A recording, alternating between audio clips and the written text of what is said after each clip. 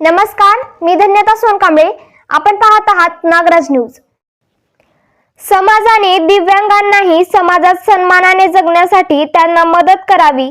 केवळ त्यांना सन्मानाने जगण्यासाठी पालकाची जबाबदारी नसते, तर समाजातील सर्व नागरिकांचीही तितकीच महत्त्वाची जबाबदारी असते, असे मत अतिरिक्त जिल्हा व सत्र न्यायाधीश S.B. पवार यांनी निलंगा येथे आयोजित दिव्यांग मुलांची ओळख व तपासणी शिबिरात व्यक्त केले.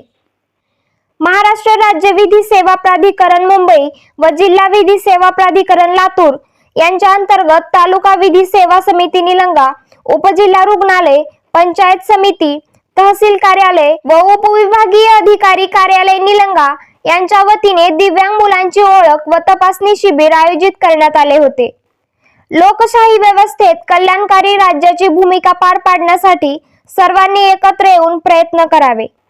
दिव्यांगासाठीच्या कल्याणकारी योजना त्यांच्यापर्यंत किंवा त्यांच्या पालकांपर्यंत कशा पोहोचतील यासाठी या शिबिराचे आयोजन करण्यात आले.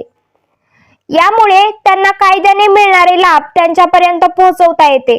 यावेळी दिवाणी न्यायाधीश वरिष्ठ स्तर R.V. पांडे सह दिवाणी न्यायाधीश श्रीमती V.D. भोसले, न्यायमूर्ती श्रीमती A.S. गुंजवटे, न्यायमूर्ती श्रीमती K.P. गाडे, उपविभागीय अधिकारी शरद झाडके, उपविभागीय पोलीस अधिकारी V.S. ढुमे यांच्यासह विविध अधिकारी, वकील मंडळाचे पदाधिकारी उपस्थित होते.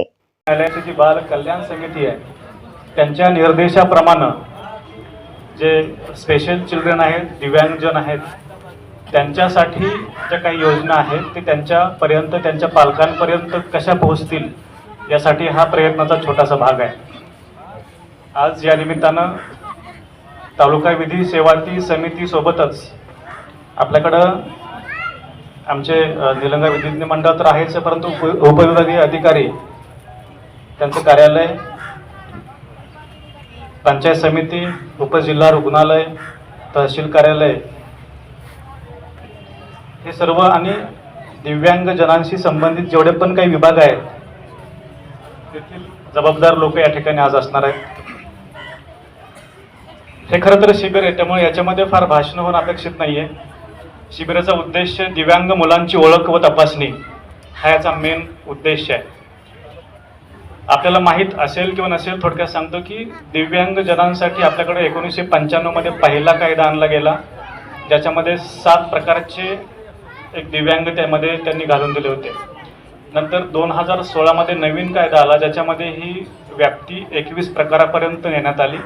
याच्याबद्दल आपल्याला सविस्तर विवेचन आमच्या डॉक्टरांची टीम करू शकते की कुठली शारीरिक व्याधी किंवा मानसिक व्याधी याच्यामध्ये येऊ शकते, परंतु याची व्याप्ती प्रचंड वाढलेली आहे. आपण सर्वांनी समाजामधील एक जबाबदार नागरिक म्हणून लक्षात ही बाब घेतली पाहिजे की ज्यांचा काहीही दोष नाही त्यांना त्यांच्या आयुष्यामध्ये एक नॉर्मल लाईफ जगता येत नाही. अशा वेळेस ही जबाबदारी फक्त त्यांच्या पालकांची नसते, पालकांसोबत समाज, शासन आणि पर्यायानं हे जे राज्य आहे यांची जबाबदारी आहे. आणि ही जबाबदारी पार पाडली तरच खऱ्या अर्थानं लोकशाही व्यवस्थेमध्ये आपण कल्याणकारी राज्याची भूमिका पार पाडतो असं आपल्याला म्हणता येईल. त्यामुळे आज या ठिकाणी काही पालक उपस्थित दिसत आहेत. मागच्या महिन्यामध्ये लातूर येथे अशाच प्रकारचे एक मोठं शिबिर घेतलं गेलं. आपलं शिबिर हे मर्यादित आहे निलंगा आणि आसपासचे जे काही 1-2 तालुके त्यासाठी आहे. जवळपास हजारोंची संख्या दिव्यांगजनांची जिल्ह्यामध्ये आहे. याच्यामधले बरेचसे आणखीही आपल्यासमोर आलेले नाही आहेत. आपलं खरं तर ह्या शिबिराचा एक उद्देश आहे की आपण त्यांच्यापर्यंत पोहोचलं पाहिजे आहे. अशी जी काही मुलं आहेत की ज्यांना गरज आहे, जे काही शासकीय योजना, सवलती, सन्मान, सुरक्षा ज्या कायद्याच्या आधारे त्यांना भेटणार आहे ते त्यांच्यापर्यंत पोहोचलं पाहिजे आहे. त्यामुळं अशा लोकांपर्यंत प्रशासनानं पोहोचलं पाहिजे, त्यांची ओळख, त्यांची तपासणी व्हायला पाहिजे आणि त्यांना जे काही कायदेशीर प्रमाणपत्र आहेत ती दिली पाहिजे, जेणेकरून त्यांना कायद्याने मिळणारे जे लाभ आहेत ते सहजासहजी मिळू शकतात. मी खरं तर आमची वेळ 11ची आहे, त्यामुळे मी जास्त वेळ बोलणार नाही. 9:30 वाजताचा कार्यक्रम बराच लेट सुरू झाला. मला वाटतं ही मुलं पण बराच वेळ इथं बसून राहिलेली असावीत, आपण देखील बराच वेळ आलेला असा. आपला जो मेन कार्यक्रम आहे दिव्यांग मुलांची तपासणी हा आपण सुरू करूयात. त्याच्यानंतरची जी प्रक्रिया आहे ती आपल्याला यामध्ये सविस्तर समजावून सांगितली जाईल. आज मी या निमित्तानं या ठिकाणी उपस्थित सर्वांचे मनापासून आभार व्यक्त करतो.